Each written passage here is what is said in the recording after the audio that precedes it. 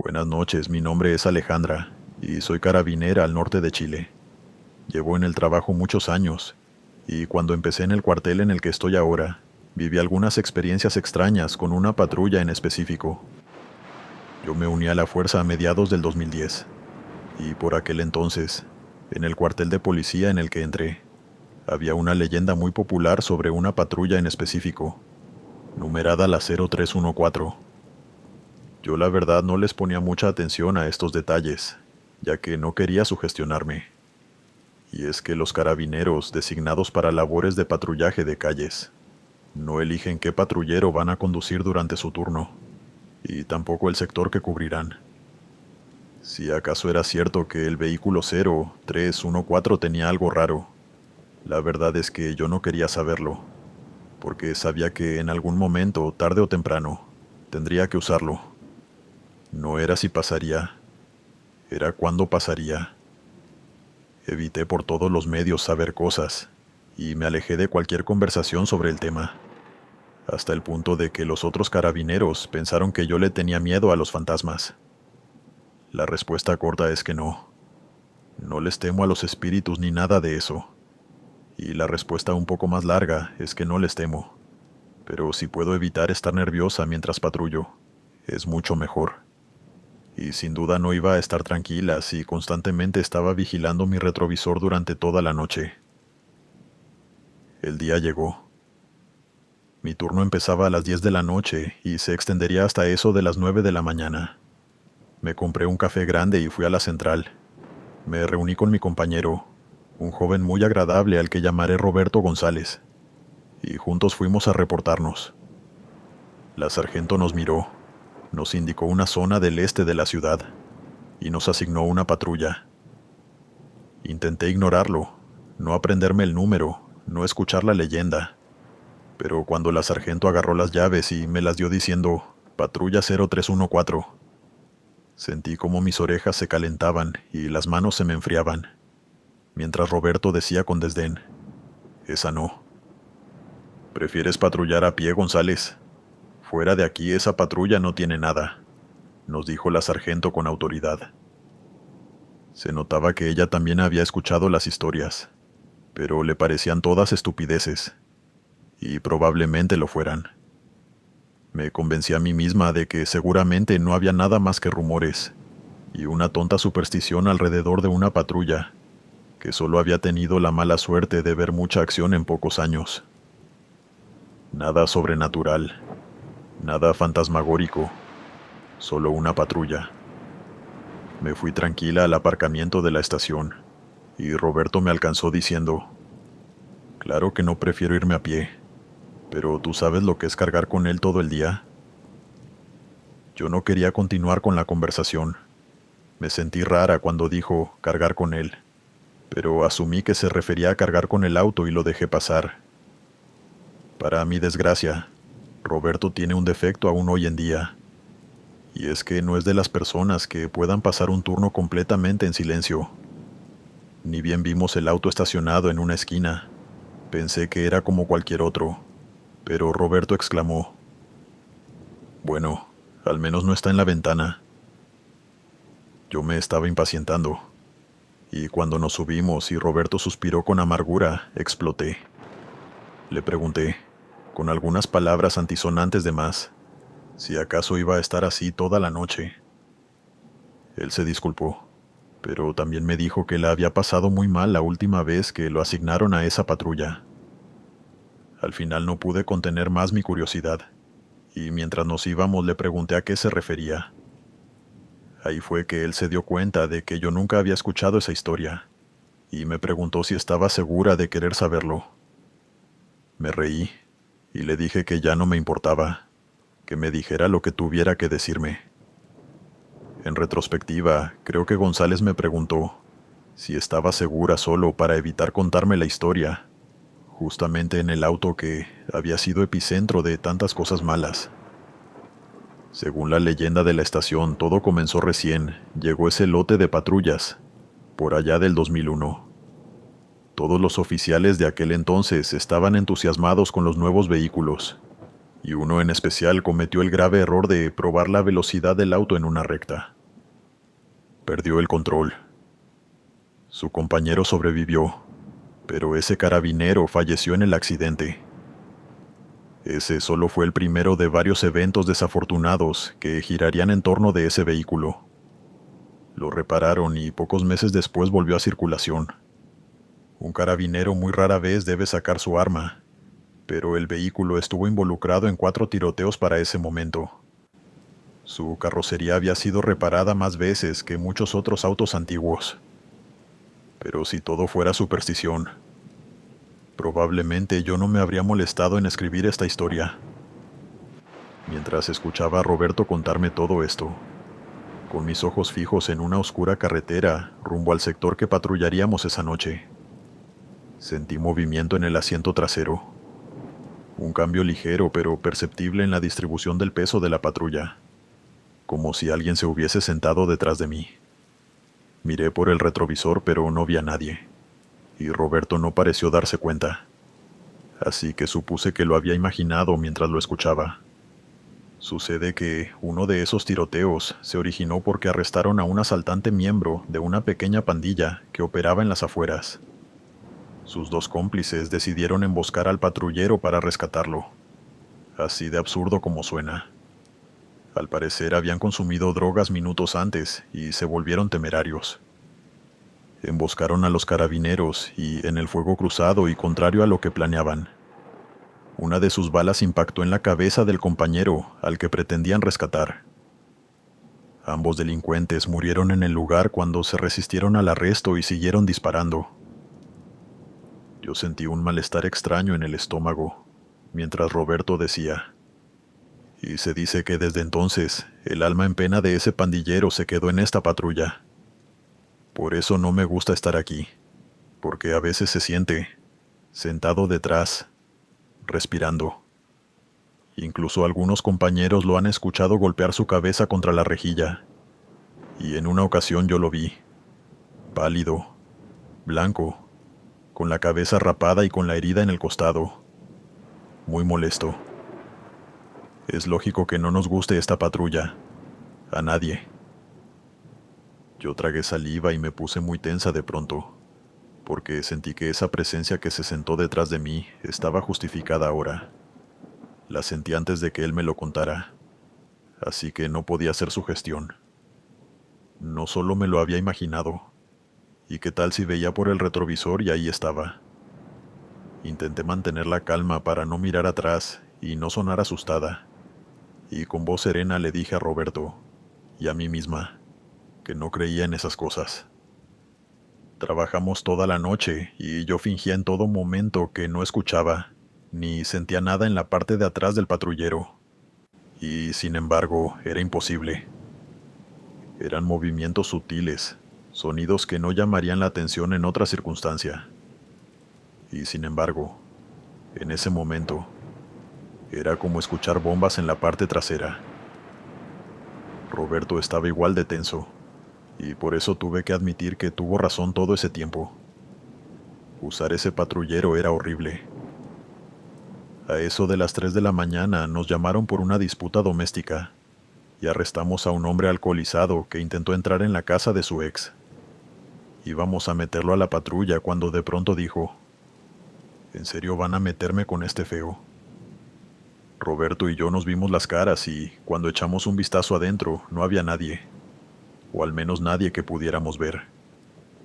El hombre estaba demasiado ebrio como para darse cuenta de lo que había dicho, y pocos minutos después de arrancar rumbo a la jefatura, se quedó dormido. Yo lo vigilaba por el retrovisor, atenta a que no se pusiera boca arriba y fuera a ahogarse con vómito o algo así. Y en una de esas que volteé lo vi, tal como lo describió Roberto. Pálido, rapado y con una horrible cara de rabia, con sus ojos amarillos fijos en el hombre que dormía con la cabeza contra el vidrio, y una herida de bala en la cabeza. Me costó mucho mantener el control del auto, y cuando Roberto me preguntó qué pasó, le susurré que lo había visto. Llegamos rápido a la jefatura, metimos al borracho al calabozo, y aunque no pasó nada más esa noche, Sin duda comprendí el porqué de la mala fama de la patrulla 0314. Salió de circulación hace pocos años, y agradezco en gran medida que así sea. Cada vez que me tocaba esa patrulla, podía sentirlo a mis espaldas, respirando fuerte, furioso con los carabineros que, para él, fueron los responsables de su muerte. No estoy segura de qué pasa con los vehículos de patrulla cuando los sacan de circulación, pero si acaso lo vendieron para uso civil, espero que nadie más tenga que soportar a ese ser en la parte de atrás. Buenas noches, soy Glenn. Suscribirte y darle like ayuda mucho a este canal. Si ya has escuchado mi contenido antes, te ha gustado y estás disfrutando lo que escuchas en este sector, te agradeceré que presiones el botón de suscribirse. ¿Qué tal, Glenn? Me gustan mucho tus videos y pienso que tengo una historia que podría interesarte. Mi nombre es Jacinto y soy policía en el estado de Baja California Sur, específicamente en un pueblo bastante pequeño en las afueras de La Paz. Mi trabajo no es sencillo, ya que muchas veces la gente malintencionada viene a lugares como este, apartados y solitarios, para hacer sus negocios sucios o a deshacerse de cosas. Por eso mi compañero, Omar, y yo siempre estamos atentos mientras patrullamos las carreteras. Una noche de septiembre, cuando recién nos estábamos conociendo, íbamos conduciendo por una carretera mal iluminada en las afueras de un pueblo llamado El Centenario. Eran eso de las 10 de la noche, y no habíamos tenido llamados ni visto nada raro. La noche parecía tranquila y la luna estaba llena, así que pese a todo, se veía clarito alrededor. Para quien no haya estado en Baja California Sur, que sepa que en su mayoría el clima es bastante árido, se ven cactus y todo eso. Nosotros íbamos escuchando historias de terror y hablando de experiencias extrañas. Y creo que es cierto el dicho que reza: si hablas de estas cosas, las terminas atrayendo. Porque de reojo noté que alguien, o algo, se ocultaba a orilla de carretera. Solo fue un segundo, pero pisé el freno y me orillé. Omar me preguntó que qué vi, y le dije que un hombre estaba escondido detrás de los matorrales. No sé por qué frené así, ni por qué me causó tanto impacto ver a ese hombre agazapado detrás de un matorral, pero simplemente lo hizo. Sentí un golpe en el pecho al verlo, un presentimiento muy difícil de ignorar. Encendí la linterna, aunque como digo no hacía falta, ya que la luz de la luna me dejaba ver claramente todo alrededor. Omar me siguió, y de nuevo lo vimos, a unos 100 metros. Eso me sorprendió porque, entre que frené y bajamos del auto, no debieron pasar más de 10 segundos. No era imposible, pero debió correr en serio muy rápido para poder alejarse tanto en tan poco tiempo. Lo llamamos, pero él no contestó, y siguió caminando hacia adentro del desierto. Omar y yo nos vimos las caras, indecisos, pero acordamos seguirlo para ver qué le pasaba o qué estaba haciendo. Caminábamos rápido, intentando alcanzarlo, pero, aunque ese hombre parecía caminar a un ritmo pausado, se mantenía alejado de nosotros. No importaba qué tan rápido trotáramos detrás de él. Le gritábamos que se detuviera, pero no hacía ningún caso. Después de un par de minutos, Omar me sujetó del hombro, tomó aire y me dijo: «Amigo, déjalo ir. No lo vamos a alcanzar nunca». Yo no supe bien cómo interpretar lo que me dijo, y sin perder de vista a ese hombre, que pareció quedarse quieto donde estaba, le pregunté si acaso pensaba que era una broma. Me estaba poniendo nervioso, pero Omar volvió a tocarme el hombro y me dijo que viera hacia la izquierda. Ahí, oculto entre arbustos secos y tierra, había un pequeño altar, de esos que se ponen en los sitios cuando ha habido un accidente con víctimas fatales. Me acerqué y le quité el polvo de encima, y era en honor a un hombre que había chocado en ese lugar, muchos años atrás. El altar estaba en completo abandono, y se notaba que ya nadie recordaba a ese hombre. Me pregunté por qué lo hicieron tan lejos de la carretera, pero Solo Dios sabrá esas razones. Vámonos, insistió Omar. Y esta vez, le hice caso y volvimos caminando hacia el todoterreno. Antes de irnos, volví a mirar al matorral, y lo vi de nuevo, desvaneciéndose, más o menos en el lugar donde estaba su viejo y pequeño altar. Me sentí mal por él, pero no había nada que pudiéramos hacer. Y nos fuimos. Disculpen si no fue una historia muy aterradora, pero sin duda fue una de las experiencias más vívidas que he tenido. Y lo más importante es que no la viví solo, ya que Omar estaba conmigo. En cuanto a ese altar, tiempo después volví, lo limpié un poco y le dejé unas flores. Cuando volvíamos a pasar por el lugar, esperábamos verlo de alguna manera, pero nunca más apareció frente a nosotros. Le he preguntado a gente local si alguna vez tuvieron un encuentro parecido, pero no les ha pasado nada tan intenso. Algunos han sentido un frío peculiar en la espalda, o una sensación de ansiedad, pero ninguna aparición. Supongo que de alguna manera atrajimos su atención aquella noche, con nuestros relatos de fantasmas y todo eso. Continuamos. Hola, mi nombre es Guillermo, y soy policía en el estado de Luisiana, específicamente en la ciudad de Nueva Orleans. Mi padre es de Florida y mi madre es cubana. Se mudaron aquí cuando yo era pequeño, y aunque he vivido aquí toda mi vida, mi madre se empeñó en que aprendiera a hablar español. Me encontré con el canal de Glenn hace un par de años, y bueno, aquí estoy con mi primera historia. Como ya comenté, soy policía desde hace unos 10 años, y aunque amo mi ciudad, debo admitir que tiene un lado oscuro, como cualquier ciudad. Drogas, tráfico y actividades ilícitas están a la orden del día. Y sin embargo, hace 8 años conocí un lado más tétrico de mi ciudad, algo que rayaba en lo inexplicable, y aún hoy en día, mi compañero Jeremy y yo no somos capaces de justificar cómo pasó, o qué fue lo que vimos. Todo comenzó con un llamado. Nosotros patrullábamos cerca del barrio francés, cuando recibimos una notificación de la central. Un transeúnte llamó a emergencias por una supuesta disputa doméstica en una propiedad. No puedo decir el nombre ni el lugar exacto, pero recuerdo que era cerca del río. Jeremy encendió la sirena para apartar el tráfico y condujimos hasta el lugar. Para ponerlos en perspectiva, el barrio francés de Nueva Orleans es uno de los más turísticos de la ciudad. Su vida nocturna es muy activa, y créanme cuando les digo que, a diferencia de otras veces en las que el bullicio y la multitud pueden ser causa de preocupación, esta vez nos preocupó llegar a una calle que estaba completa y absolutamente muerta. Eso era tan raro como encontrar un cocodrilo en medio del hielo. Recuerdo que estacionamos en medio de esa calle oscura, mirando alrededor las casas con las luces apagadas. Las farolas también estaban apagadas, como si alguien las hubiese roto. Sentí que algo malo estaba pasando, e incluso recuerdo que Jeremy me preguntó, bastante nervioso, ¿qué está pasando aquí? Sacamos nuestras linternas y comenzamos a alumbrar el lugar.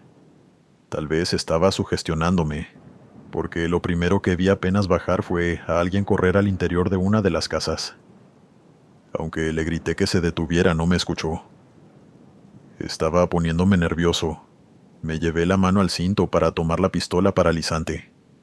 Le pregunté a Jeremy si acaso recordaba si nos dijeron una dirección exacta, y me recordó que no. El transeúnte iba pasando por frente de la calle, y escuchó un grito en el interior de las casas, como si hubiese una pelea, pero siguió de largo. No sabíamos muy bien qué hacer, ya que todo ese lugar estaba en silencio. Pensé en dirigirme al lugar hacia donde vi correr a la persona cuando llegamos, pero ni bien di un paso en su dirección. Escuchamos algo de cristal rompiéndose, y el grito desesperado de una mujer. Jeremy y yo nos vimos las caras y entramos por la puerta. Afortunadamente no estaba cerrada. Nos anunciamos, pero nadie contestó ni pidió ayuda. Intentamos prender la luz, pero estaba desconectada. Con mi linterna y la de Jeremy pude ver que aquello era una especie de restaurante, pero estaba completamente vacío. Caminamos con cautela, fuimos a la cocina y tampoco encontramos a nadie. Sin embargo, un poco más adelante encontramos unas escaleras de caracol. Subimos lentamente y pasamos a través de una puerta. El pasillo detrás de la puerta también estaba oscuro, pero no estaba en silencio. Jeremy iba al frente, e incluso él, que por lo general era más valiente y osado que yo, dio un pequeño brinco al escuchar leves susurros provenir de las habitaciones que había en ese pasillo. Pasamos por la primera puerta a la izquierda, y vimos que era una especie de dormitorio con su cómoda, su cama y una televisión. Nada parecía extraño en ese lugar, salvo la decoración, que solo puedo describir como grotesca. Figuras hechas con huesos de animal, decoradas con plumas de colores y piedras brillantes. La persona que habitaba ese lugar incluso se tomó la molestia de diseñar una extraña figura que aún recuerdo. Era un círculo cruzado por cruces en la pared, conformado con varios huesos grandes que imagino eran fémures de reses o de cerdos. A todas estas seguíamos escuchando los susurros. Jeremy pasó a la habitación, y yo me quedé en el umbral de la puerta, viendo hacia adentro. Estaba concentrado en ese símbolo en la pared, pero eso no evitó que notara movimiento por el rabillo del ojo. Escuché una voz y, cuando alumbré a mi derecha, hacia el pasillo, podría jurar que vi a alguien parado frente a la puerta del fondo. Alerté a Jeremy, y juntos avanzamos hacia la puerta del fondo. No entendí cómo logró pasar sin que yo lo viera, pero la adrenalina tampoco me dejaba pensar. Esta vez él me seguía a mí, y los dos nos quedamos petrificados cuando, sin haber llegado aún a la puerta del fondo, la primera puerta que abrimos se azotó con un fuerte portazo. Ese cuarto estaba completamente vacío, y salvo un conducto de ventilación, no había forma de que una corriente de aire la cerrara desde adentro. Nos sentimos rodeados. Jeremy abrió la última puerta de la izquierda, para asegurarnos de que no había nadie detrás de nosotros, y cuando confirmó que solo era otra habitación llena de cajas de cartón, giré el picaporte de la puerta del fondo y la abrí de golpe, alumbrando todo mientras me identificaba como policía de Nueva Orleans. Entramos en una especie de salón con dos mesas largas, cubiertas con manteles manchados, y, por un instante, por un milisegundo, vi a un hombre afroamericano, muy grande, de espaldas a nosotros, frente a una de las ventanas que daba a la calle. Fue un solo segundo, antes de escuchar un horripilante grito que nos ensordeció a ambos. Venía de detrás de nosotros. Me di la vuelta y, bajando las escaleras, iba una mujer. Jeremy la persiguió, pero cuando yo me di la vuelta, el hombre ya no estaba. Lo busqué hasta por debajo de las mesas, por todo el salón, dentro del baño, en cada rincón, pero no logré encontrarlo. Lo único que vi, aparte de un jarrón roto oculto bajo una mesa, fue a una persona pálida al otro lado de la calle, desde una ventana, viéndome fijamente, apoyando su mano en el cristal. En cuanto le devolví la mirada, se sumergió en la oscuridad. Estaba muy confundido. Me devolví poco a poco, revisando todo a mi paso. La segunda habitación no tenía a nadie, y servía como una especie de depósito, pero no revisé nada, así que no sé qué podría haber dentro de esas cajas. Bajé las escaleras y me encontré con Jeremy, que ya estaba explicándole la situación a la central. Nos preguntaron el nombre de la calle y otros dos patrulleros llegaron al rato. Mientras tanto, Jeremy y yo nos preguntamos mutuamente si habíamos visto también a la mujer y al sujeto del piso de arriba. Llegados a ese punto, de no ser porque el otro también los vio, hubiésemos creído que estábamos locos. El hombre y la mujer simplemente se esfumaron. Nadie puede correr tan rápido, y salvo que en esa pequeña casa del barrio francés hubiese puertas secretas o cosas así. Simplemente no habría manera de que desaparecieran tan rápido. Los patrulleros que llegaron nos ayudaron a revisar la zona, aunque a esas alturas ya no había nada que buscar. Creo que nunca lo hubo. Sin embargo, yo tenía mi mirada fija en la ventana superior del piso de enfrente. Me acerqué varias veces y toqué la puerta con la esperanza de que contestaran, pero nunca nadie nos abrió. Al cabo de media hora reconectaron la luz en esa zona. Al parecer fue un fallo eléctrico. Nos fuimos de ahí sin saber qué había pasado, pero aquello aún no terminaba. Confundidos, Jeremy y yo decidimos comernos un par de po' boys, unos sándwiches típicos de acá. Nos paramos enfrente de un food truck que conocíamos y comenzamos a comer mientras comentábamos lo raro que había sido todo aquello. Creo que no llevábamos ni 5 minutos comiendo cuando el muchacho que nos atendió nos preguntó con timidez: «Disculpen, oficiales, no hay problema que ustedes estén aquí mientras él está ahí sentado en la patrulla». Nosotros nos volteamos a ver porque no habíamos detenido a nadie, y cuando volteamos, lo vimos. El mismo hombre de la casa en el barrio francés. Corrimos a la patrulla, pero al llegar se había desvanecido. Volvimos al camión de comida y el chico estaba tan confundido como nosotros. Nos dijo que simplemente se desapareció como si se escondiera debajo del asiento.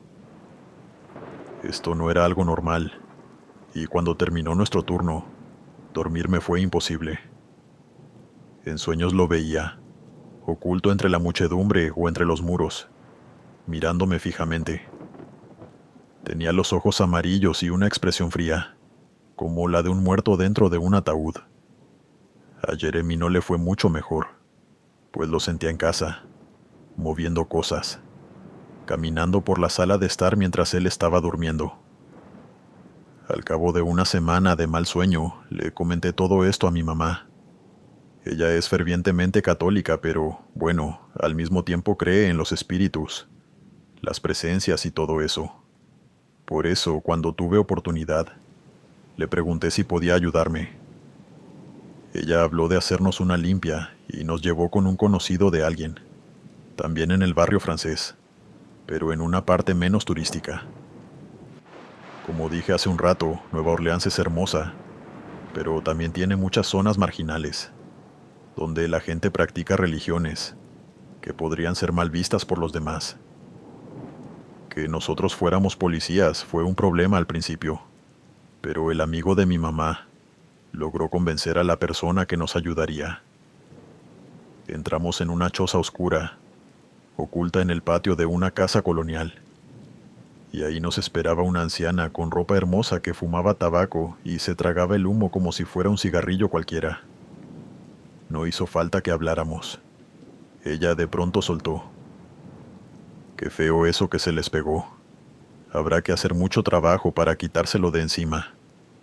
¿Dónde estaban ustedes metidos?». En cuanto le dijimos la calle, ella se rió con fuerza. Insultó a algunas personas que no conocíamos y dijo algo de vudú antes de ponerse a trabajar. No explicarle a nadie lo que nos haría fue una de las condiciones que nos impuso para ayudarnos, y voy a cumplir mi palabra, aunque realmente tampoco tiene nada de interesante.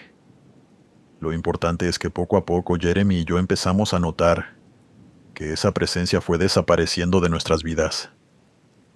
Fueron cerca de 3 sesiones, y en la última, aquella anciana nos dijo con un tono maternal que tuviéramos más cuidado al entrar en lugares donde claramente se practica magia oscura. Algo tuvimos que haber dicho o tocado que sin querer hicimos que una energía muy negativa comenzara a seguirnos. Si ella no hubiese hecho su trabajo, esa energía nos hubiese consumido poco a poco, hasta matarnos. Nos dio las señales que debíamos evitar y nos dejó ir con esa advertencia. Mas nunca la volví a ver. Jeremy y yo aún somos amigos, aunque él siguió en la rama de servicio y ahora es sargento, mientras que yo me especialicé para ser detective. En mi campo he visto otros sucesos extraños que no soy capaz de explicar, pero ninguno tan intenso como este. Hace poco recordamos esta anécdota, y es por eso que decidí escribirla. Para Jeremy fue un cambio muy abrupto en su vida, tanto que incluso se volvió creyente. Vive en paz con saber que hay gente de bien y gente de mal, capaz de usar energías que no entendemos. Yo por mi parte no me siento tan tranquilo. Después de tantos años me sigo preguntando, ¿qué estaba pasando en esa calle aquella noche? Parecía que todo había conspirado para que sucediera de esa manera. ¿Qué era esa cosa que nos estuvo siguiendo durante semanas? ¿Qué fue de la mujer que estaba gritando? ¿Y quién era ese que nos veía desde el otro lado de la calle? Nunca voy a saberlo. Aceptar un simple favor no solo casi me cuesta la vida, sino que me dejó secuelas que son presentes a la hora de dormir. Tengo pesadillas muy seguido, y me despierto con el corazón acelerado, gritando o a veces diciendo cosas sin sentido, como pidiendo ayuda, escapando de quién sabe qué. Desde hace tiempo mis padres me estuvieron haciendo llamadas para que los ayudara a conseguir una casa nueva donde mudarse, porque según ellos, la casa que recientemente habían comprado estaba poseída por el demonio, el diablo, Lucifer, y otros nombres más que probablemente algunos fuesen inventados. Yo me mantenía escéptico, y sinceramente les prestaba poca atención. La verdad no me sentía apurado por hacer ese favor, pues habíamos tenido algunas diferencias, y por esas razones personales ni siquiera conocía esa nueva casa. Nunca los visité. Fue así como terminé contándole todo a mi compañero mientras patrullábamos la ciudad. Me dijo que cometía un error si ignoraba todo lo que mis padres me decían. Además, vivían con mi hermana y hasta ella me contaba las cosas paranormales que ocurrían en la vivienda. Algunas parecían sacadas de películas de terror y hasta lloraba mientras me contaba. Él no comprendía cómo no pude haber sido sensible ante la desesperación de mi familia, pero mi compañero me abrió los ojos, y en pocos días les avisé que les había conseguido la casa perfecta para ellos. Aseguraron que aquella la iban a vender, y llegaron a un acuerdo con los dueños para pagarla a cuotas muy razonables. El día de la mudanza mi madre me llamó, y me dijo que allá se le quedaron unas cajas en su habitación, y como nadie quería volver, me pidió el favor a mí antes de terminar mi turno por la noche. Le comenté eso a mi compañero y me dijo que fuera, que él me esperaba en la estación y cualquier excusa se le iba a ocurrir si alguien llegase a preguntar. Se lo agradecí, y entonces fui a la casa a hacerle ese favor a mi madre. Iba relajado, ni siquiera estaba estresado o inquieto. Llegué a la puerta. Abrí con las llaves que mi madre me dijo, que estaban en la alfombra y entré. Era una casa muy bella. Los acabados me encantaron y por un momento llegué incluso a considerar comprarla. Llamé a mi madre. Le pregunté cuál era la habitación y me detalló ya que el lugar era enorme. Subí las escaleras, entré al cuarto correspondiente y vi las cajas en la cama de mi madre. Pero entonces noté que una de las cajas estaba tirada, abierta con las cosas tiradas. Se me hizo muy extraño que la hubieran dejado así sin recoger, pero casi no pensé en eso y simplemente levanté las cosas. Bajé la primera caja y la puse en la parte de atrás de la patrulla, pero cuando entré para bajar la segunda, comencé a escuchar ruidos desde el segundo piso. Llamé y pregunté si había alguien ahí, pero nadie respondió. Puse mi mano en mi arma al instante, y entonces alguien me llamó. Era una voz femenina que mencionaba mi nombre, y comencé a subir los escalones lentamente, preparándome para cualquier cosa. Al llegar al pasillo que separaba las habitaciones, me llevé una gran sorpresa. La caja que debía estar sobre la cama de mi madre se encontraba ahí, otra vez en el piso, al lado de la puerta. No había manera posible en que llegase ahí solo por una brisa que entrara por la ventana, y eso me confirmó que yo no estaba solo en la vivienda. De pronto escuché a muchas personas hablando, riéndose y gritando. Yo saqué mi arma y la empuñé con firmeza. Otra vez llamé para ver quién contestaba, y en eso al fondo vi la figura de un hombre viéndome desde uno de los cuartos, con ropa muy sucia y rasgada. Inmediatamente le grité que no se moviera y subiera las manos, pero este solo me ignoró y continuó observándome. No podía verle bien la cara por lo oscuro, pero lograba notar que el tipo estaba sonriendo. En eso, la puerta que estaba frente a él se cerró de golpe, con una velocidad increíblemente fuerte que no sé cómo no se rompió. Durante todo este tiempo las voces no se detenían, me llamaban, y entonces algo que no podía ver me agarró del pie, provocándome una caída en la que me golpeé la cabeza. No podía librarme y me arrastró por todo el vestíbulo, estrellándome contra la pared. Como pude reunir fuerzas para ponerme de pie y lograr salir. Pero antes de llegar a la puerta, se escuchaban múltiples risas al mismo tiempo, como si una sola entidad las estuviera haciendo, e insultos con voces gruesas gritando cosas que no podía entender. Afortunadamente logré salir de allí. Fui inmediatamente a la nueva casa de mis padres, y de allá me llevaron a un hospital. Tuve que decir en la jefatura que unos ladrones lo hicieron porque la verdadera historia nadie me la iba a creer. Y al final del día solo mi familia estuvo para mí. Desde ese momento, los comprendí. Decían la verdad. El diablo rondaba en la casa. Claramente sabía que no encontraría explicación, y no iba a poner en peligro a otra familia que nada tenía que ver. Es por eso por lo que mandamos a derrumbar la casa, esperando que jamás volviera a suceder algo oscuro en ese lugar. Continuamos. Como policía, he tenido casos especiales en donde mis compañeros y superiores me han ayudado a seguir ejerciendo la profesión, pero que al mismo tiempo me han puesto en una situación tan controversial que me pregunto si en realidad somos capaces de combatir la verdadera maldad que hay en el mundo. No podemos estar en todos los rincones, y ese día comprendí que ante lo desconocido no se puede hacer nada, solo ser espectadores y seguir con nuestras vidas. Ocurrió una vez que me encontraba patrullando las calles de la ciudad a eso de las 10 de la noche. Mi compañero estaba enfermo con una fiebre increíble. Había pasado la noche anterior en el hospital, un ambiente que no le agradaba para nada. Pensé que debió haber sido algo grave para que acudiera allí. Mientras conducía hablaba con él, quien bromeaba preguntándome si me hacía falta y toda esa cosa. Me distraía al menos. Y entonces la radio de la patrulla sonó. Me avisaron que llamaron de una emergencia en una casa. Al parecer una mujer que sufría de violencia intrafamiliar por parte de su pareja sentimental. Me dieron el aviso para que acudiera ahí de inmediato. Y después de que me dieron la dirección aceleré a fondo para llegar lo antes posible. Estaba a minutos de llegar. Y entonces me llaman desde la estación para decirme que había algo que no cuadraba. Esa mujer que llamó aparecía como muerta desde hace 5 días.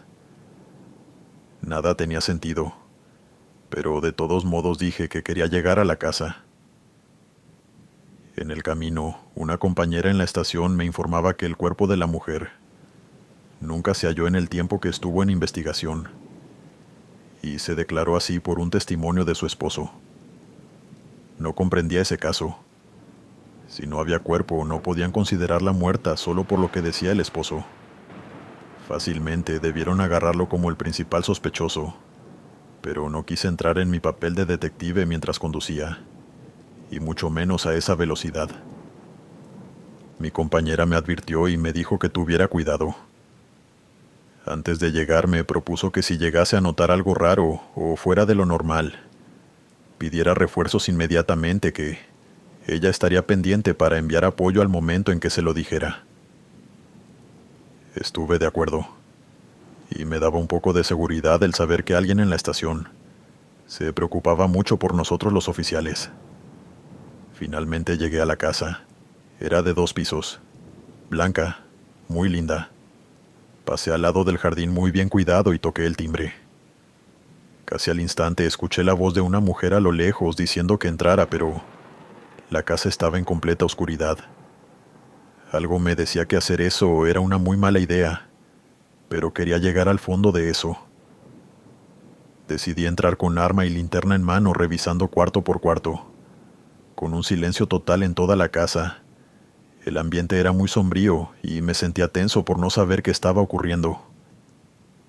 Todo me parecía extraño y un poco ilógico que la mujer ya no dijera nada más después de decirme que entrara.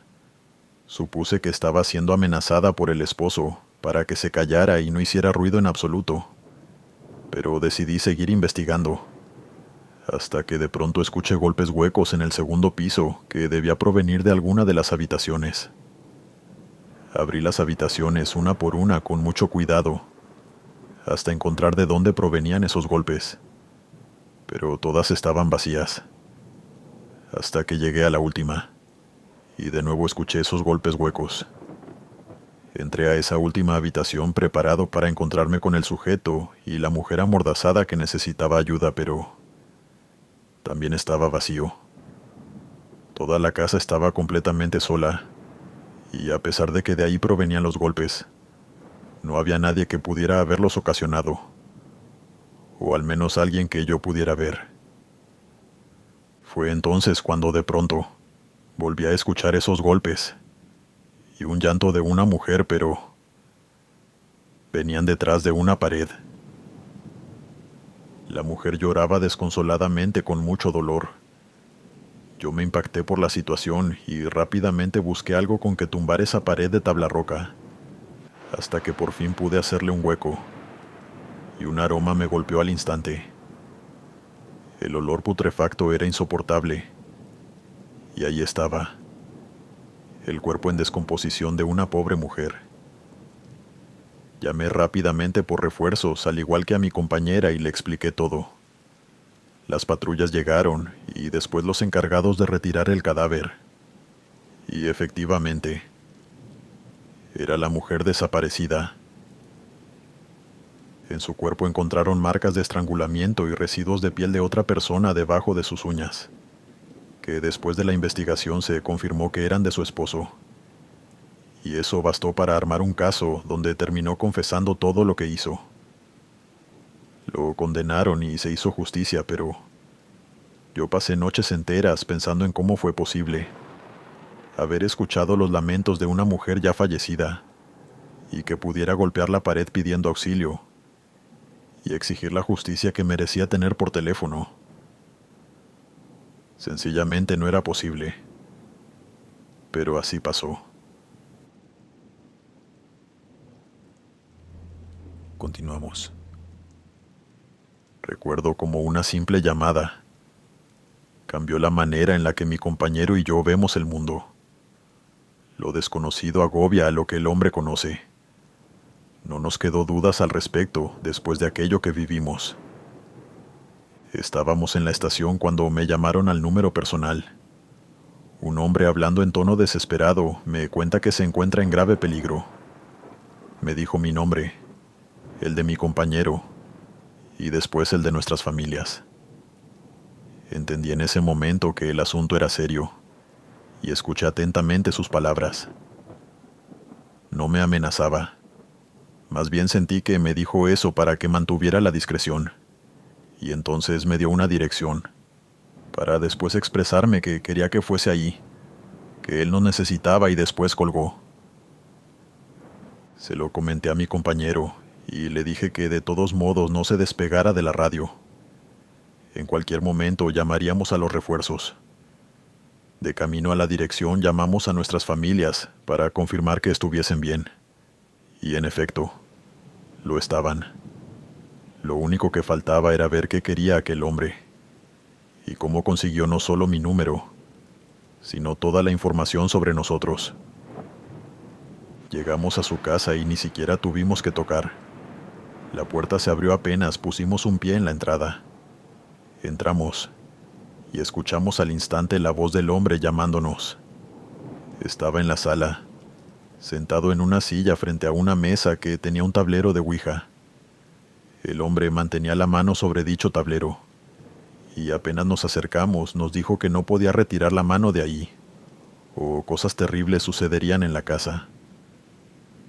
Mi compañero y yo nos miramos las caras, un poco incrédulos, pensando en que eso podría tratarse de una broma de muy mal gusto. Fue él quien se acercó al hombre y, sin ningún tipo de respeto, le dijo que si seguía con el juego le iba a ir muy mal con nosotros. Así que le ordenó que se pusiera de pie y nos acompañara a la estación. Se negó, diciendo que no era posible. Y entonces mi compañero perdió la compostura y la paciencia. Agarró el tablero Ouija y lo separó de la mesa, junto con la mano del hombre.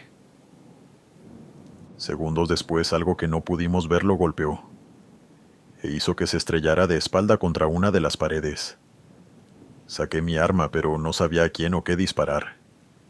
Miré a mi compañero, quien se estaba asfixiando. Aquello que lo golpeó le apretaba la garganta con una fuerza increíble. Se le podía ver cómo su piel se estrujaba. Debía ser una especie de fantasma o espectro maligno.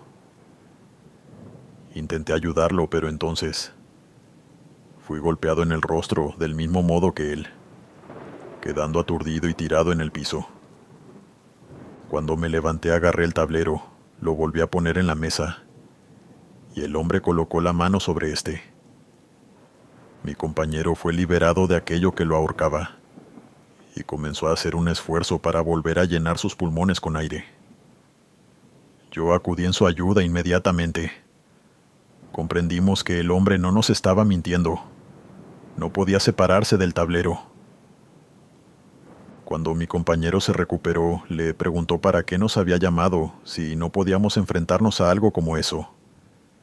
Nos confesó entonces que en el segundo piso de la casa tenía a su bebé, y nos llamó para que la sacáramos de la casa, ya que él era un caso perdido. Mi colega subió, y en efecto, bajó con la pequeña en sus brazos. El hombre nos dijo que nos fuéramos, que el pacto que él hizo debía cumplirse, y que por favor lleváramos a la hija con sus abuelos. Salimos de la casa, y segundos después se escuchó un grito terrible y desgarrador. Ese día, el hombre desapareció, y nunca más fue encontrado ni visto. Enviamos a la bebé con sus abuelos, tal y como dijo, y nunca volvimos a hablar de ese caso enigmático y paranormal.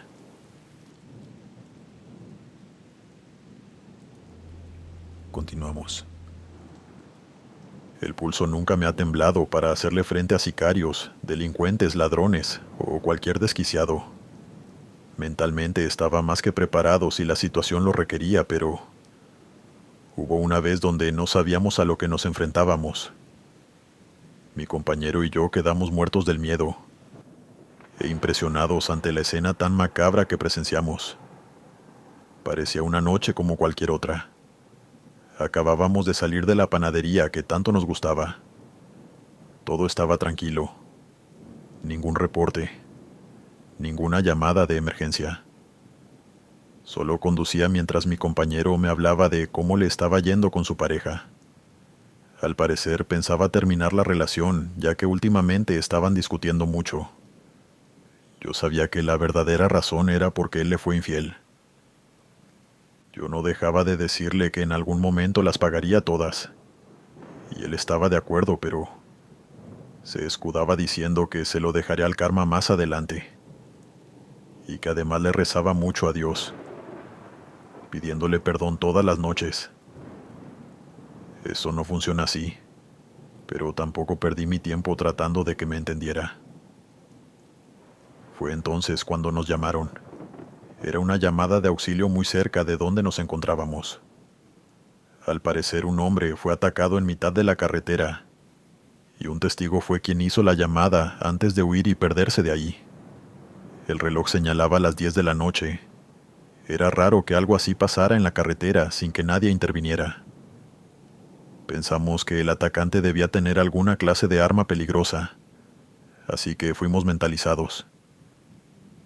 Ojalá alguien nos hubiera advertido o avisado de lo que íbamos a ver, Puede sonar cobarde de mi parte, pero de haberlo sabido no hubiese acudido a ese llamado de auxilio, y estoy seguro de que mi compañero tampoco. Llegamos a la carretera y a lo lejos se veía un cuerpo en el piso, y una cosa negra encima de él.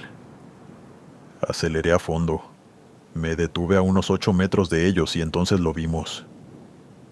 No era un hombre lo que estaba encima del cuerpo, sino una cosa o animal extraño de pelaje negro, como una especie de lobo enorme, pero con un aspecto horrible y extremidades anormalmente largas. Con su hocico devoraba todo del cuerpo, que evidentemente se encontraba sin vida. Ni siquiera fui capaz de mirar a mi compañero. Me quedé convertido en una estatua en ese momento.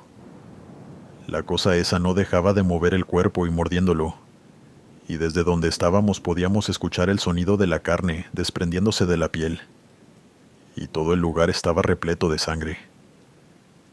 Desenfundé mi arma. Era evidente que debíamos actuar, pero mi compañero me detuvo, agarrándome el brazo y diciéndome que, si las balas no mataban a esa cosa, entonces los siguientes íbamos a ser nosotros. Tenía razón, pero me llenaba de impotencia ante la idea de que, si dejábamos que se fuera, seguiría haciéndole eso a otras personas y tal vez tampoco lograríamos llegar a tiempo. Nos llamaron desde la central en ese momento y no dudamos en pedir refuerzos, argumentando que se trataba de una bestia enorme, y fue cuando recibimos las órdenes de disparar inmediatamente. Mi compañero se seguía negando, pero entonces me soltó y dijo que si yo salía del auto él cerraría la puerta con llave para que no pudiese volver a entrar, ya que no iban a arriesgar su vida por el cadáver que esa cosa se comía. Le apunté y no dudé en vaciarle el cargador, seguro de mí mismo y con la certeza de que impactaría. Los disparos penetraron en su piel, y entonces se fue dejando un rastro de sangre que siguieron los refuerzos cuando llegaron poco después. Al final, ese rastro los llevó a un callejón donde de pronto desaparecía sin ninguna explicación, y en el piso estaban las balas que yo había disparado. No comprendíamos qué sucedió con la bestia, y por qué las balas estaban tiradas sin ningún cuerpo en el suelo. En la central decretaron que el caso quedaría cerrado, y al hombre en la carretera lo tomaron como un vagabundo. No me pareció lo correcto el no hacer una investigación, pero en el fondo quería olvidarme de todo lo que pasó, y al parecer mis superiores también. Al final, todo quedó oculto en una carpeta.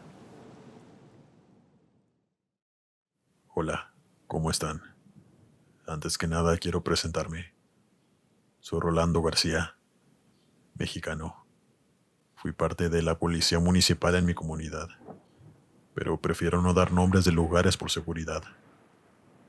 Yo ya me retiré, pues ya completé mis años de trabajo para jubilarme, pero me quedaron muchas anécdotas, tanto buenas como malas, y otras de verdad terribles que presencié en mis años de labor. Esta historia la considero paranormal, por eso quiero compartirla en este canal.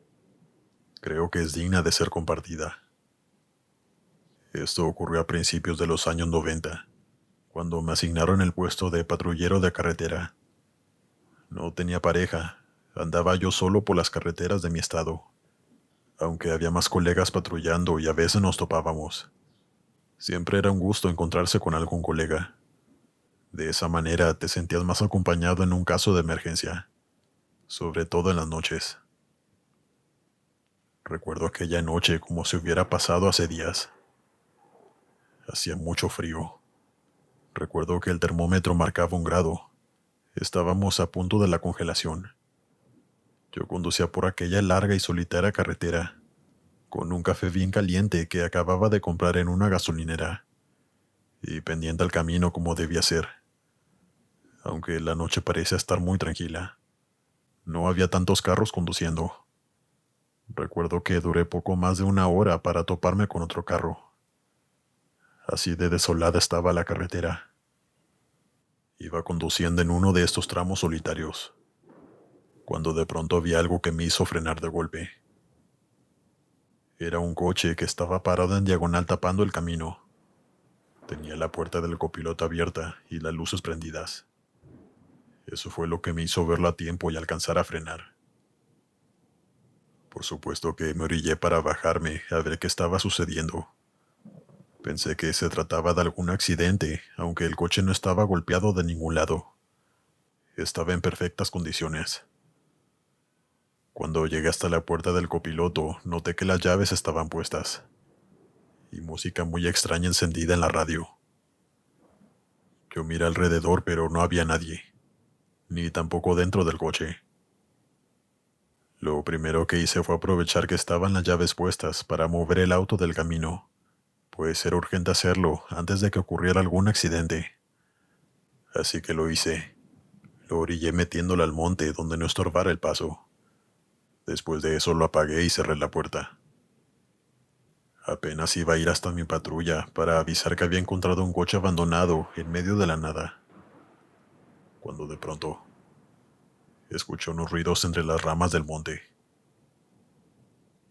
Caminé muy lento con mi linterna en mano. El frío que hacía te calaba en los huesos. Aunque no había tanto viento, la temperatura era congelante. Recuerdo que mientras caminaba iba pensando que quién podía haberse bajado de su coche para caminar en el monte a esa temperatura. No se me hacía nada normal.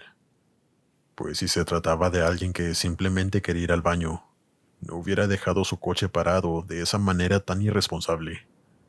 Sabía que algo no andaba bien. Así que yo iba alerta y muy sigiloso. Seguí el sonido de aquellos ruidos que se escuchaban cada vez más cerca. Me adentré entre las ramas cuando de pronto vi algo que jamás voy a olvidar y que aún sigue clavado en mi memoria. A unos metros de mí estaba un joven hincado, con solo unas bermudas y playera de tirantes, descalzo, y parecía que tenía un ataque de epilepsia, pues se movía muy rápido y de una manera anormal. Pero eso no fue lo que me impresionó. Eso ni siquiera se acercaba a lo que en realidad me hizo temblar del miedo, aún teniendo tantos años de experiencia. Sino que frente a él estaba un animal, que parecía un chivo pero medía más de 2 metros. Estaba parado en dos patas, y era completamente negro. Tenía una pata en la cabeza del chico, mientras este no dejaba de convulsionar pero sin caerse. Todo el tiempo se mantuvo en sus rodillas.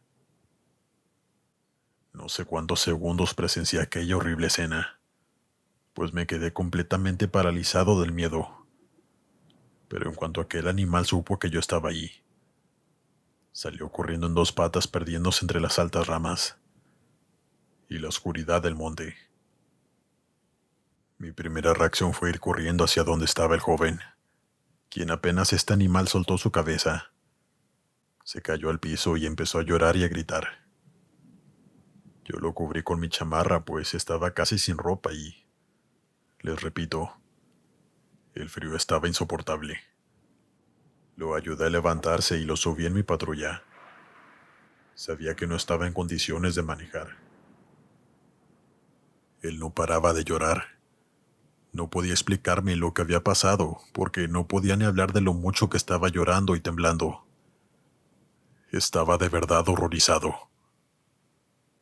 Pedí una ambulancia, pero tardó casi 1 hora en llegar por la ubicación en la que estábamos.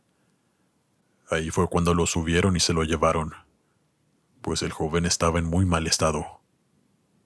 Llegaron otros compañeros de otra unidad, y uno de ellos se llevó su coche hasta la ciudad, en donde tenían al chico en el hospital. Y cuando llegué para interrogarlo, el joven tenía miedo de hablar. Solamente decía que él había tenido la culpa de todo. No dejaba de repetirlo. Y cuando por fin logré que hablara, me heló la sangre lo que me contó. Vivo solo con mi madre, pero ella tiene una enfermedad terminal. Así que a mí se me ocurrió hacer un pacto con el diablo, para que la curara, pues es todo lo que tengo. Pero todo me salió mal. Empecé a ver cosas horribles en mi casa. Ya llevo más de un mes desde la primera manifestación. Me persiguen. Y esta noche mientras dormía, algo controló mi cuerpo. No podía parar. Me subí a mi coche y conduje hasta ese lugar en donde usted me encontró. Pero no era yo el que conducía. No podía controlar mis acciones. Simplemente no pude. Entré a ese monte, donde aquella cosa que veo en mis sueños desde que hice ese pacto salió de la oscuridad. Y no sé qué me estaba haciendo. No recuerdo absolutamente nada. Solo sé que usted me salvó la vida, pero sé que él no descansará hasta tener mi alma. Si no fue hoy, puede ser en cualquier momento, me dijo el joven con lágrimas en sus ojos y con una voz temblorosa. Yo de verdad no quería juzgarlo, pero no pude creerle, aunque yo había visto con mis propios ojos aquel animal, la forma en que lo tomaba de la cabeza y los ojos tan horribles con los que lo veía. Pero para mí como policía me era imposible creer esa versión del chico. Le mandé a hacer pruebas para ver si no había ingerido sustancias o alcohol, pero salió completamente limpio. Corroboramos la historia de su madre, quien en realidad sí tenía una enfermedad terminal y estaba en cama, pero aún no sabíamos qué hacer con el joven, pues era un peligro soltarlo. Aunque eso ya no era parte de mi trabajo, mi curiosidad de lo que el joven me había contado pudo más, y seguí su caso de cerca, y me enteré que tampoco padecía de ninguna enfermedad mental. El joven salió sano en todos los estudios que se le hicieron, así que no pudieron retenerlo más, y lo dejaron en libertad. Únicamente le quitaron la licencia de conducir. Ya no supe nunca qué pasó con él. No sé si siga vivo, o si al menos esté bien. Pero sin duda es uno de los casos más perturbadores que me tocó atender. El más inolvidable, diría yo, porque no hay explicación lógica o científica para lo que pasó. Nunca la hubo. Agradezco el tiempo de tomarse para escuchar mi anécdota. Me quita un peso de encima poder compartir mis experiencias como policía en este canal.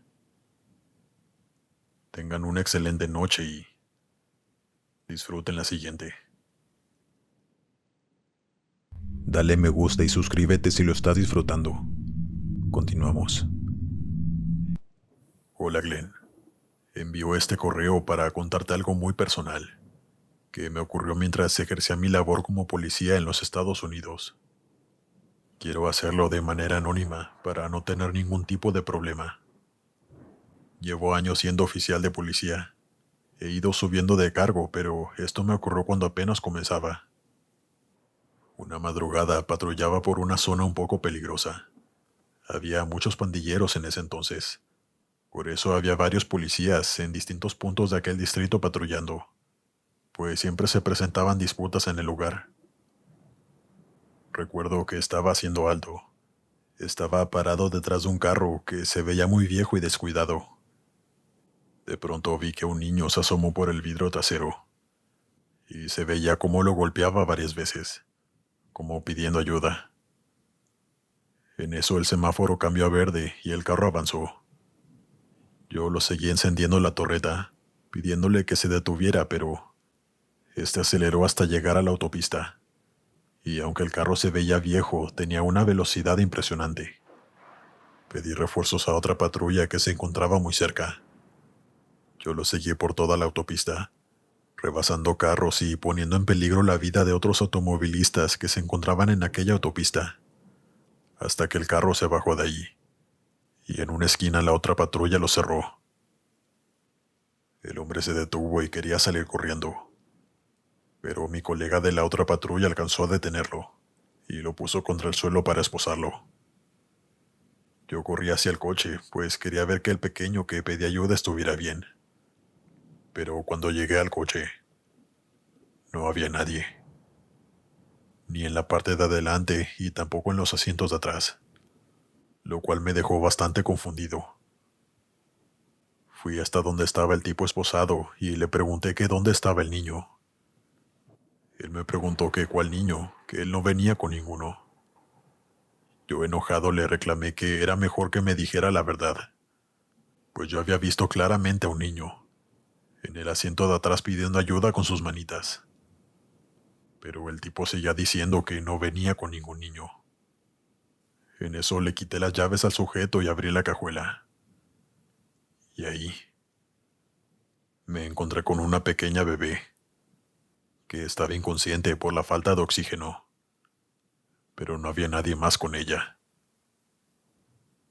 Llamamos a una ambulancia para que asistieran a la pequeña, y detuvimos al tipo, quien después de interrogarlo por horas, confesó que había secuestrado a la pequeña y a su hermano mayor en un parque, pero que el niño había intentado escapar de su casa y le había quitado la vida, dejando su cuerpo enterrado en su patio. Se trataba de un verdadero monstruo, que aún sigue pagando condena por el resto de su vida. Pero no pudimos hacer nada por el pequeño, que cuando vi su foto en el juicio, supe que era él. Fue a quien yo vi golpear el vidrio del carro. Sabía que había sido él, pues su imagen nunca se borró de mi mente. Él solo quería ayudar a su hermanita. Él la salvó. Sé que es difícil de creer. Ha sido el caso más impactante y fuerte que he vivido en todos mis años como policía. Es algo que no voy a superar nunca, pues siento que le fallamos a aquel pequeño, que fue un héroe para su pequeña hermana, aún después de fallecido. Un mensaje para todos los que escuchan esto. Por favor, cuiden a sus hijos, pues hay muchos monstruos allá afuera.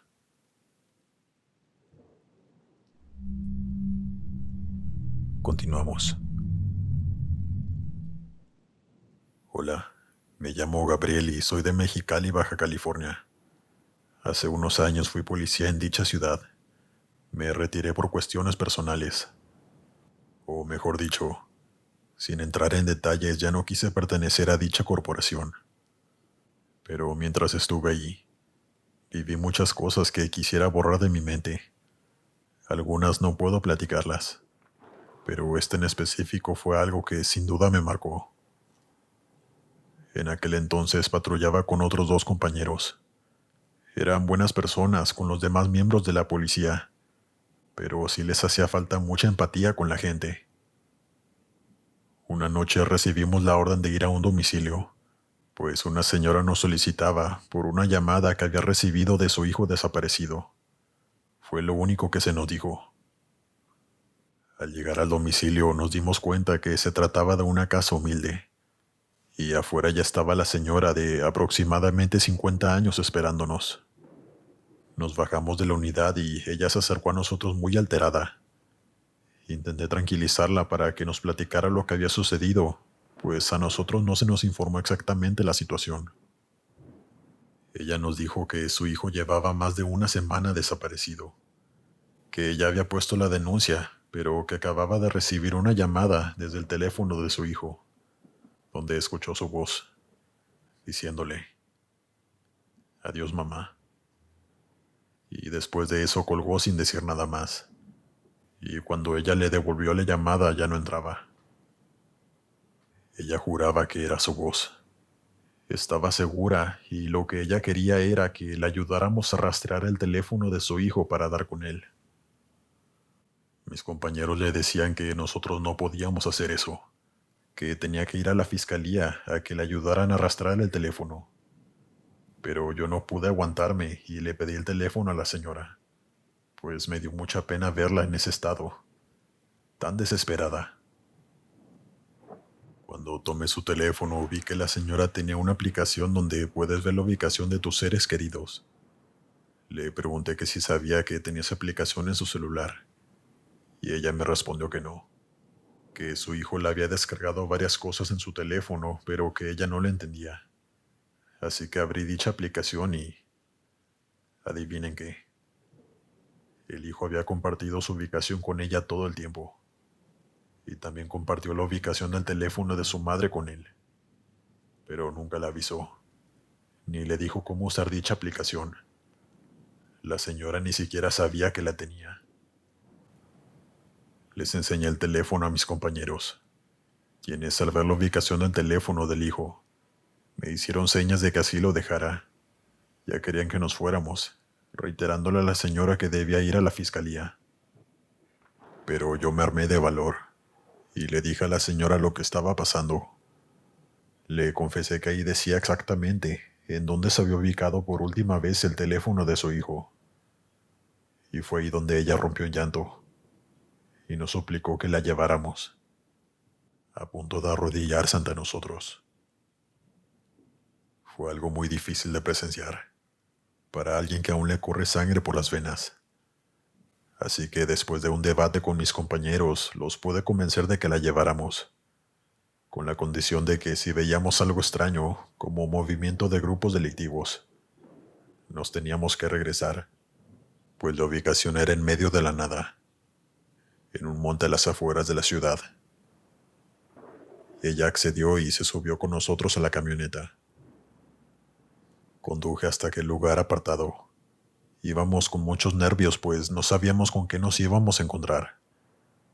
Yo tenía miedo por nuestra seguridad, pero la señora iba esperanzada de encontrar a su hijo con vida. Después de un largo recorrido entre el monte, dimos con el lugar exacto, en donde había salido la última ubicación del teléfono del joven. Y a unos cuantos pasos, estaba su cuerpo sin vida. La señora corrió y lo tomó entre sus brazos. Le lloraba de una manera muy desgarradora. Pero algo no cuadraba. El joven ya tenía por lo menos 2 días de fallecido. Y lo supimos por el estado en el que lo encontramos. Así que no cuadraba con lo que decía la señora, que le había hablado esa misma noche. Reportamos el hallazgo y llegaron los elementos que se encargaron del levantamiento del cuerpo. Nosotros nos llevamos a la señora a la fiscalía, pero ella seguía insistiendo que no podía ser posible, que ella acababa de hablar con su hijo y que jamás confundiría su voz. Cabe mencionar que cuando encontramos el teléfono del joven, este se encontraba roto y apagado, prácticamente inservible, así que no sabíamos cómo alguien pudo haber realizado una llamada desde ahí. Y fue algo que nunca pudimos saber, pues en efecto, en el teléfono de la señora estaba registrada esa llamada entrante desde el teléfono de su hijo, y duró apenas 4 segundos. Ya no supe qué pasó con ese caso, pues ese ya no era nuestro trabajo. Nosotros tuvimos que retirarnos a seguir trabajando, y no volví a ver a aquella pobre mujer. Por lo menos me quedé con mi conciencia tranquila, de que pude hacer algo por ella. Pude ayudarla a encontrar a su hijo, pues sabía que nadie más la ayudaría. Después de todo eso, me quedé pensando en esa llamada que la señora recibió, y se me enchina la piel de pensar que fue su hijo quien le llamó para despedirse de ella. Es una historia muy triste, pero también paranormal, que tenía muchas ganas de compartir con ustedes. Por supuesto, con mucho respeto para las víctimas y para todos los desaparecidos que hay en nuestro país. Buenas noches. Dale me gusta y suscríbete si lo estás disfrutando. Continuamos. Buenas noches, comunidad. Mi nombre es Jaciel y quiero compartirles una experiencia trágica y muy aterradora que me ocurrió mientras prestaba mi servicio como protector de la ciudad. Yo soy policía desde hace 8 años en Estados Unidos. Nací en este país, pero mis padres son mexicanos, así que yo también me considero uno. No daré nombres ni direcciones al contarles esta historia, ya que sería ilegal hacerlo y podría salir perjudicado. Pero les contaré lo que vivimos mi colega y yo aquella noche. Estábamos patrullando mi compañero y yo por la zona que nos tocaba, cuando de pronto recibimos una alerta. Nos necesitaban en una zona donde hay puras casas rodantes. Los vecinos habían reportado que de una de estas casas rodantes salía un olor fétido y se estaba haciendo cada vez más insoportable. Nosotros debíamos ir a ver qué ocurría dentro de esta casa y ver qué era lo que desprendía dichos olores. Minutos después llegamos al lugar. Ya era medianoche y recuerdo que había varios vecinos afuera de aquella casa rodante esperándonos. Y debo decir que la primera impresión que tuve al salir de la patrulla es algo que jamás olvidaré, pues nunca antes me había tocado oler algo tan fuerte y desagradable como aquello. Mi compañero tenía más años con experiencia y me dijo que era obvio que se trataba de un cuerpo humano en estado de descomposición. Primero que nada hablamos con la mujer que hizo el llamado, y ella nos dijo que desde esa mañana había empezado a oler, pero que nadie hacía nada, hasta que el olor se hizo cada vez más insoportable. Fue cuando supieron que algo no andaba bien en ese lugar. Le preguntamos que quién o quiénes vivían allí, y ella nos respondió que un hombre de algunos 40 años que no conocía bien, puesto que no tenía mucho de haberse mudado a esa casa. Casi nadie lo conocía, pues desde que se mudó no salía mucho de su casa, aunque todos en esa comunidad se conocían y eran amables entre todos. Comentaban que aquel hombre nunca quiso entablar una conversación con nadie que se le acercaba. Después de eso les pedimos a las personas que se encontraban allí que nos dieran espacio para hacer nuestro trabajo. Les pedimos que se retiraran a sus casas y después de varios intentos llamando a la puerta y sin que nadie atendiera, decidimos entrar a la fuerza. El olor era insoportable. Un olor que se te queda grabado de lo penetrante que es. Encendimos las luces y vimos varias cosas tiradas en el piso, como platos y vasos y alguno que otro adorno, como si alguien hubiera entrado a robar y hubiera dejado un desastre, o tal vez ahí había ocurrido una pelea. Desde antes de entrar sabíamos que no encontraríamos nada bueno, pero la realidad superó nuestras expectativas. Caminamos hacia el pasillo donde había dos puertas. Una era del baño y la otra era la única habitación que había en esa casa. Al entrar a la misma y encender la luz, vimos en la alfombra que era de un color claro, una mancha con la silueta de un cuerpo que estaba boca abajo. Mi compañero dijo que esa mancha eran líquidos que los cuerpos desprenden al fallecer, pero no había cuerpo. Buscamos en el baño y en el resto de la casa, pero no encontramos nada fuera de esa mancha en la alfombra. Pedimos refuerzos y acordonamos la zona, pues era una escena probablemente de crimen. Y mientras tanto, mi compañero y yo seguimos buscando dentro de la casa. Recuerdo que yo entré de nuevo a la habitación, y mi compañero estaba afuera, a punto de entrar también. Cuando de pronto, ambos escuchamos algo que nos heló la sangre.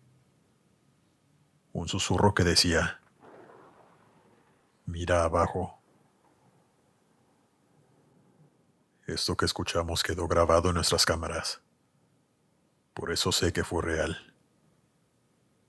Es algo que no puedo mostrarles, pues sigue siendo material confidencial de un caso que sigue abierto. Pero ese susurro nunca supimos de dónde venía, pues no había nadie más adentro con nosotros. Pero lo escuchamos adentro de la habitación. Mi compañero y yo actuamos de inmediato, buscando por todos lados para ver si había alguien más adentro de la casa, pero no había nadie más.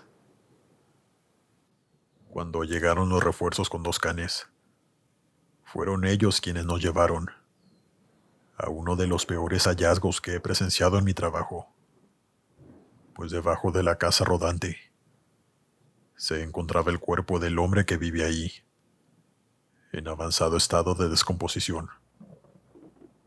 A este hombre le habían quitado la vida de 2 disparos. Lo habían hecho con silenciador, pues nadie de los vecinos escuchó nada. Lo dejaron 2 días en su habitación, en donde habían terminado con su vida. Por eso estaba la mancha de su silueta en aquella alfombra. Pero parecía que él, o los que le provocaron su deceso, se habían arrepentido de haberlo dejado así, y volvieron para moverlo debajo de la casa.